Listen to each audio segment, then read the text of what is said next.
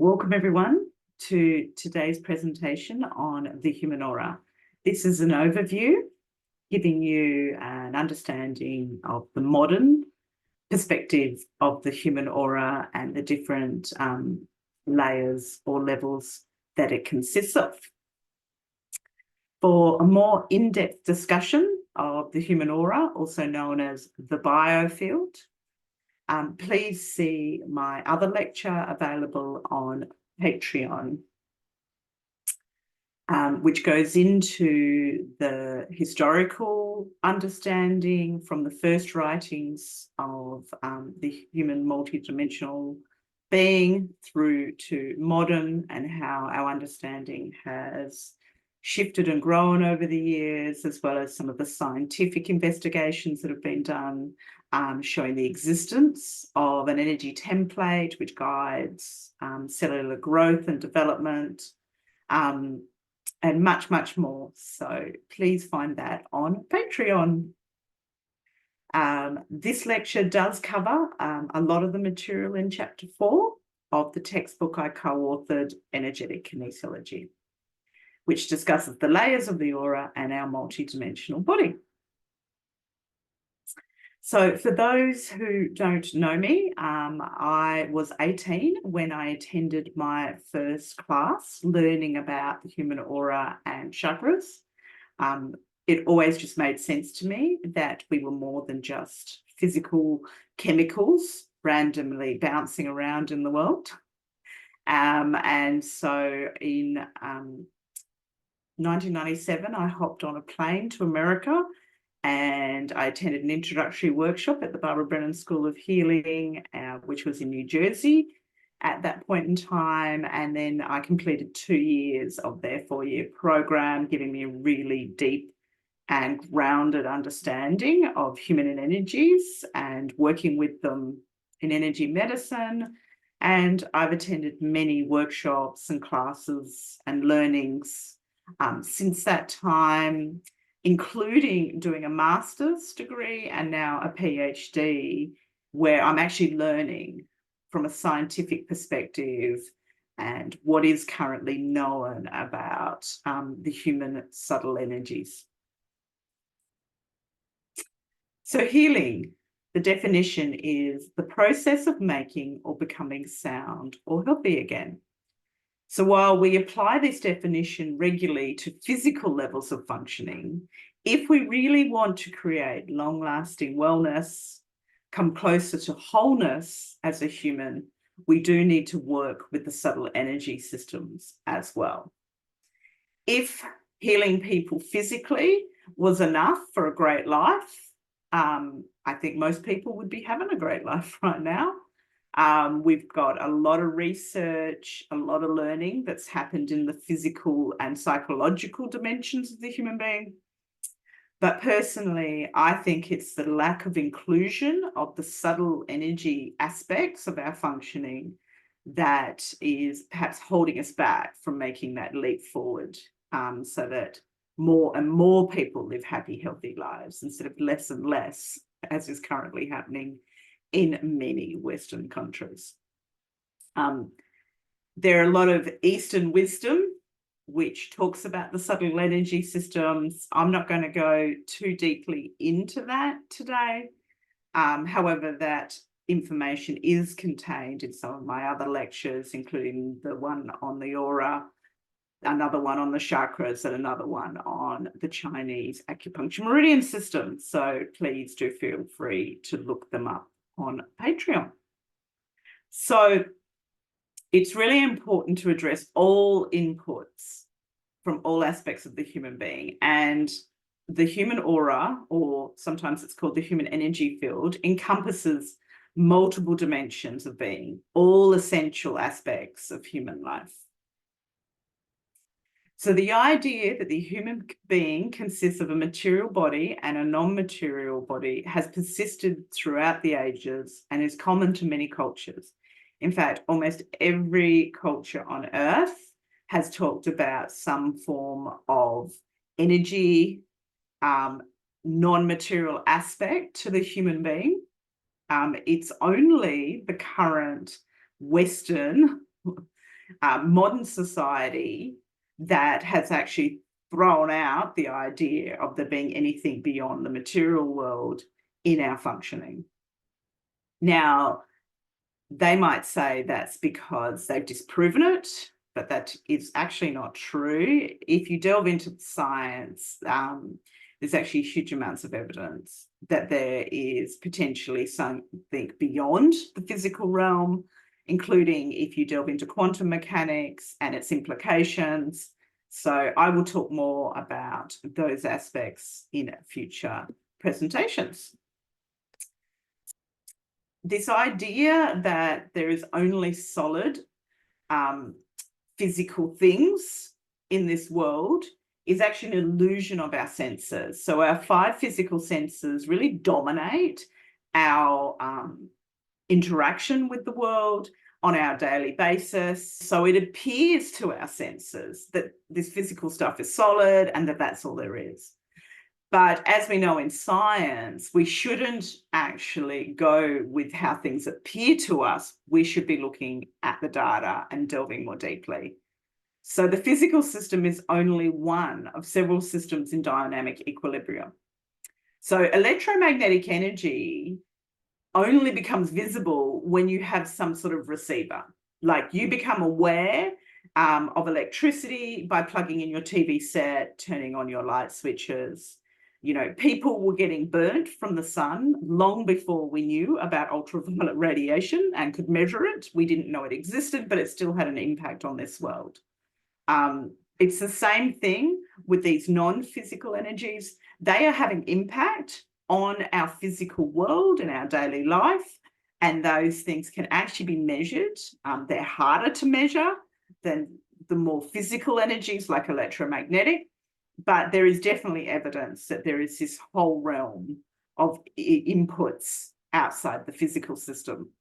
Similarly, higher energy bodies, the things beyond our physical body, require an extension of our senses to tell they are present. So we have these energy bodies that surround and interpenetrate our physical body. So our aura isn't being radiated by our body, rather it actually exists inside our body as well as outside our body. A number of theoretical models have been created that divide the aura into several levels, and there are a lot of different models. So one of the most common ones that has developed is the one shown in this diagram here. However, there are other models out there, including the one I learned with Barbara Brennan, which is a little different to this. It's potentially that different people sensing into these non-physical realms have slightly different experiences, or their interpretation of their experiences are different, and so they articulate it differently. Who's to know who's right, who's wrong? Really what matters is your experience of these energies, and so that's what you want to develop. I do go through the evolution of various models in my other aura lecture if you want to delve into that further. So these layers, or more accurately described bodies, interpenetrate and surround each other in successive layers. And each succeeding body is composed of finer substances or higher vibration. So each succeeding layer interpenetrates completely all the layers under it, including the physical body. So high vibrational layers require us to expand our consciousness in order to perceive them. So to perceive the emotional level of our aura, we have to expand our awareness more.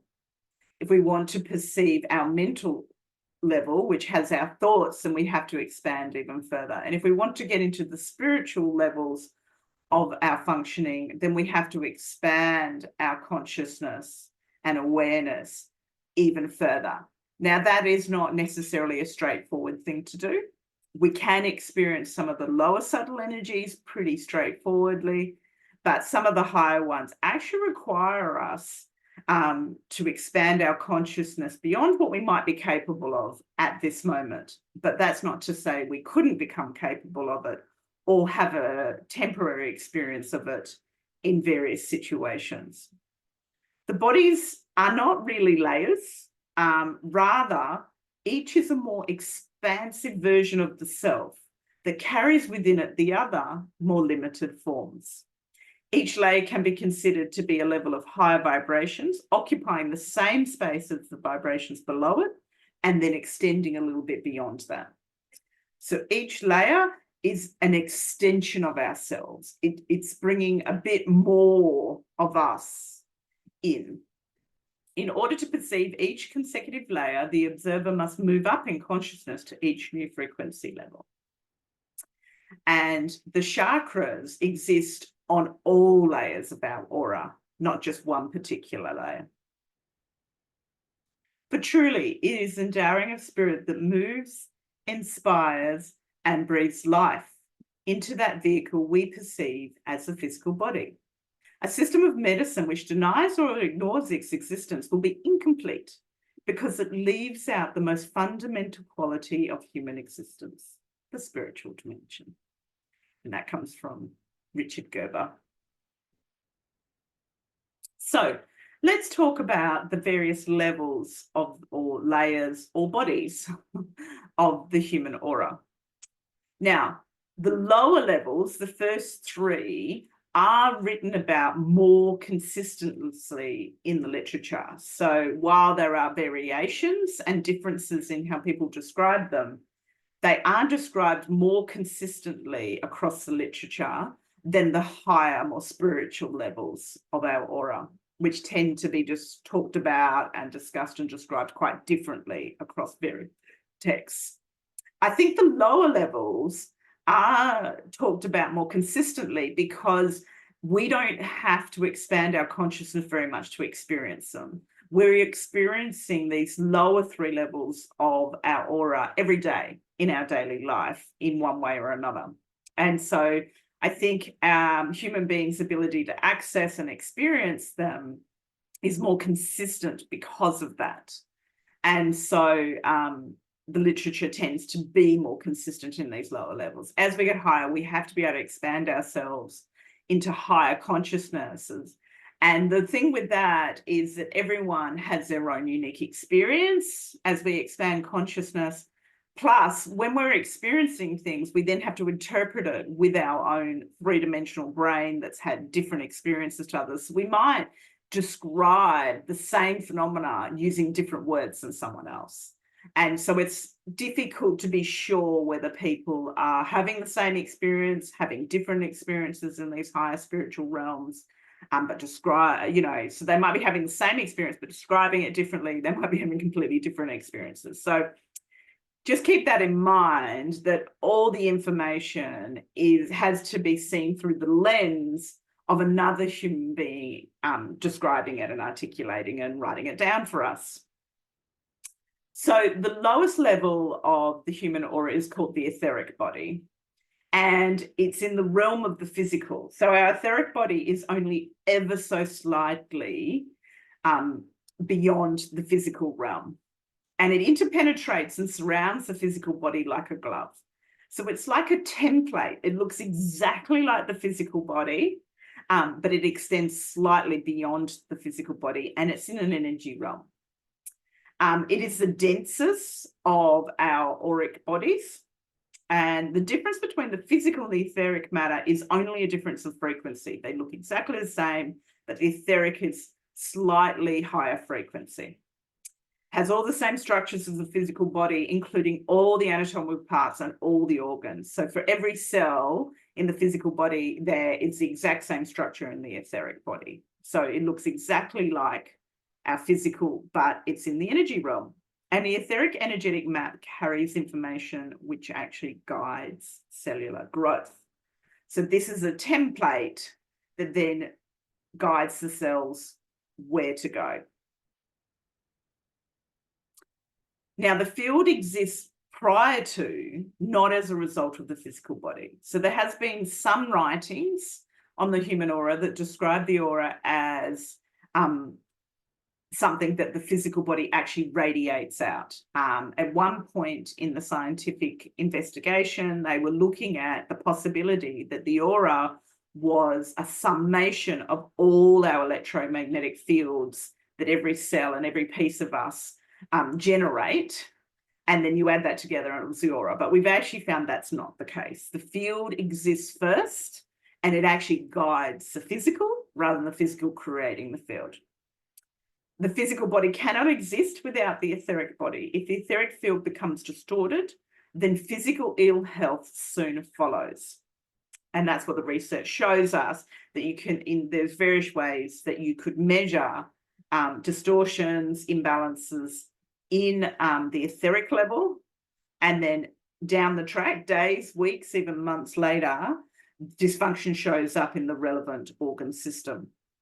The acupuncture meridian system is said to be found at the etheric level, and acupoints actually have real electrical properties, but they are also portals and controllers for the flow of chi in our etheric body. The next level of our aura is called the astral body. Sometimes it gets called the emotional body because this is the realm of the emotions. It extends beyond the etheric and is at a higher frequency. Energetically, it's involved in the experiencing, expression, and repression of emotion. So some people who can see auras can actually see the emotions as vibrational patterns on this level of the aura. Different emotions appear as different colors in our emotional body. However, I have learned from different teachers who believe different emotions look different colors. Once again, I think this is a matter of us having to interpret vibrational patterns. You know, we all agree on colors in the physical realm because when we're young, there are adults who teach us when this vibrational pattern enters your eye, you call it red. When that vibrational pattern enters your eye and you see it, we call it blue. So we get taught how to label all the colors in the physical realm. Now, we aren't being taught that in the energy realm. We're actually doing that for ourselves. We're experiencing it for ourselves. So it could be a matter of different interpretation, or it could be a matter of different people experience things differently in these non-physical realms. So different emotions do appear as different colors. That's fairly consistently talked about, but which colors relate to which emotions does have some variation. So it's really a matter of you developing your own experience of these things over time. So the brightness of colors vary depending on the clarity or confusion of the emotion or energy that produces it. So a very clear emotion, you know, we're feeling very clearly happy or very clearly angry, is going to be quite bright in our aura. If there's some confusion or we're trying to suppress an emotion, then it's going to look more murky in our aura. So our astral body provides a connection to physical life whereby our emotional states can disturb or enhance health. And that is becoming much more accepted in our modern society, that emotions do have an impact on physical health. Now, Barbara Brennan believes that the traditional colors of the chakras, which I'll talk about in my chakra lecture, red for the base chakra, orange for the sacral chakra, etc., are seen on this astral level. And she sees them differently on different levels of the aura. At this level of frequencies, like attracts like. So, you know, when you're feeling really happy, you just tend to attract joy and happiness around you. And when you're feeling really down, you tend to attract things, you know, things will keep going wrong or things will keep going right, as we tend to label it. You know, so it's very different to the physical dimension, where opposites attract in the electromagnetic space. In this higher dimension, like attracts like. So what I put out into the world energetically will impact what comes back and I experience it. So that's why things like gratitude on a daily basis and having those kind of practices really help us have a different experience in life, because what we put out is what we're going to attract. So medical science has begun to recognize the relationships between emotional stress and physical illness.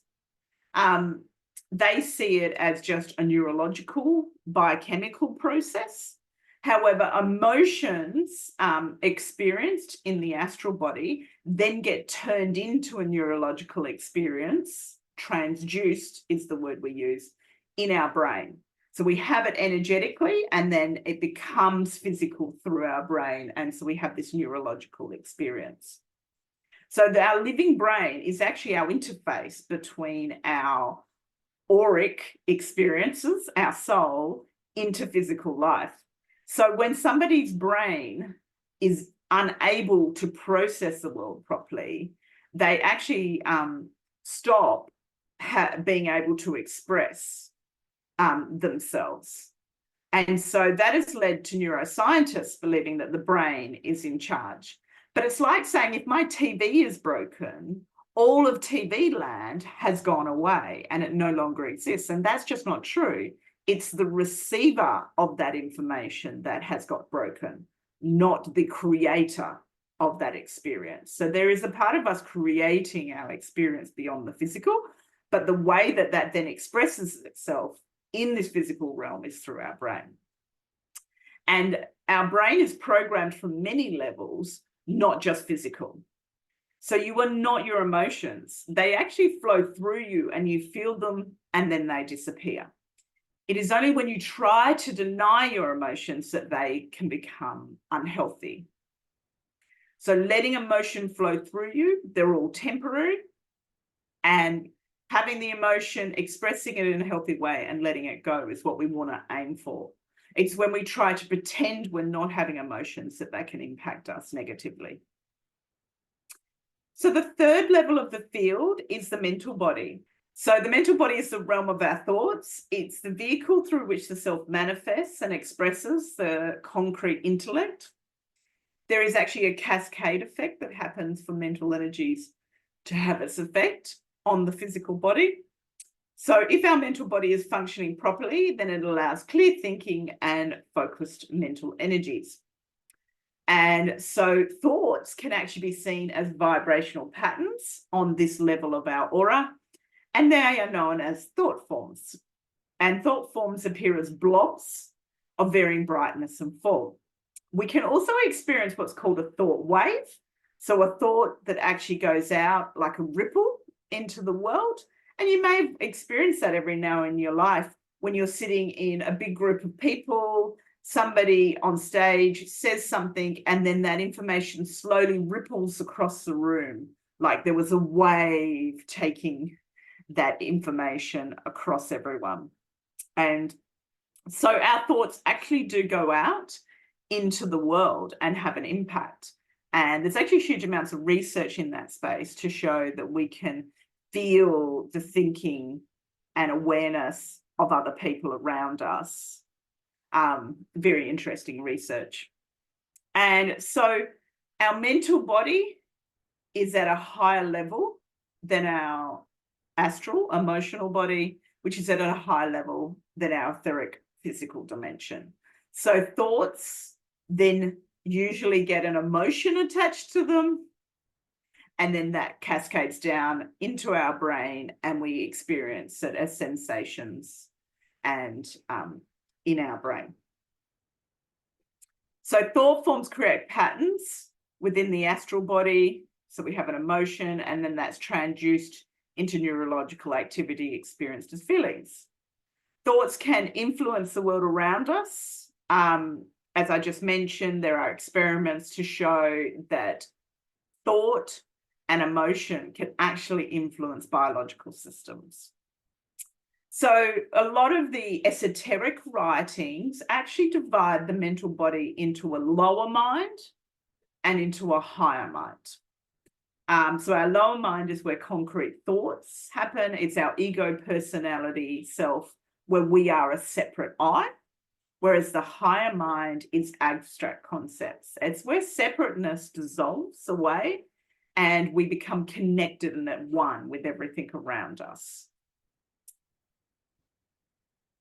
Now, a lot of the writings then have a fourth body called the spiritual or causal body. It's called causal in the yogic system because it is the cause of much of that happens in the physical world. This is the realm of spirit, higher self. It's where we connect to the divine, God, the creator, the source, whatever word works for you. It's where our will originates and we get our power to achieve our goals. It's where we become connected to the universal consciousness. And it's said this is where our soul resides, and there's no space-time limitations.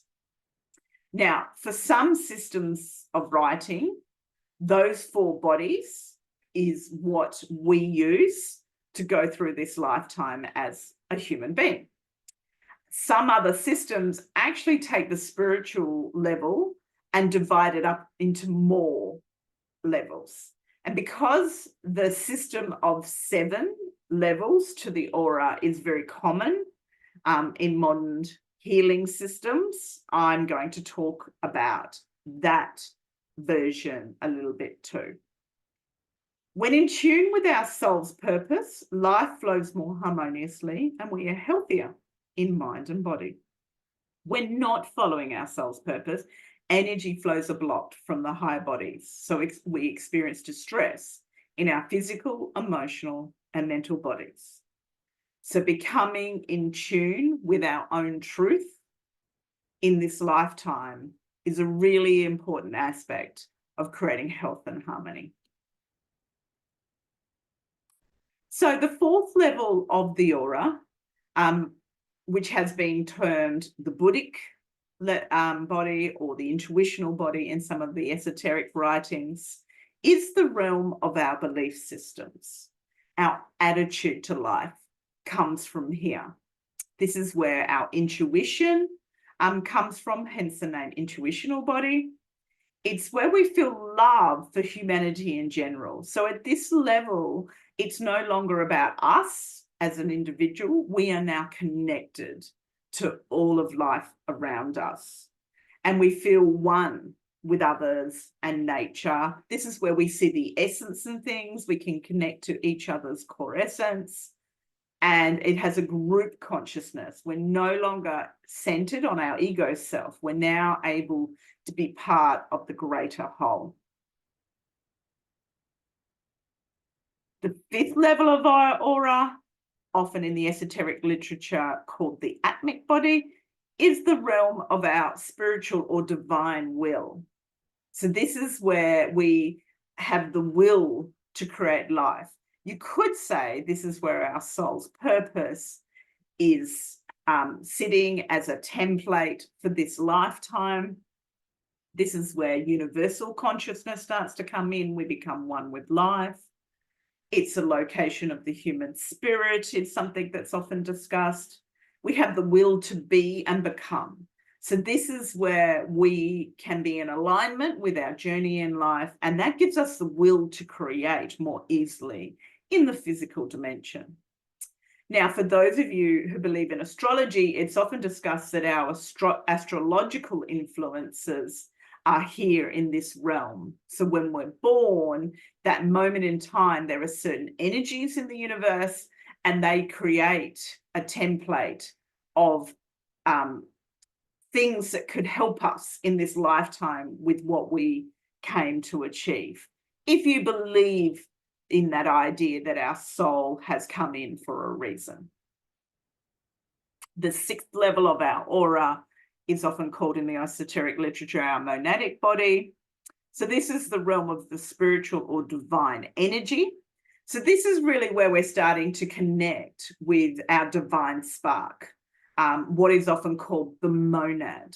So some of the spiritual writings talk about our we take on what's called a monad, an aspect that then goes through more than one lifetime.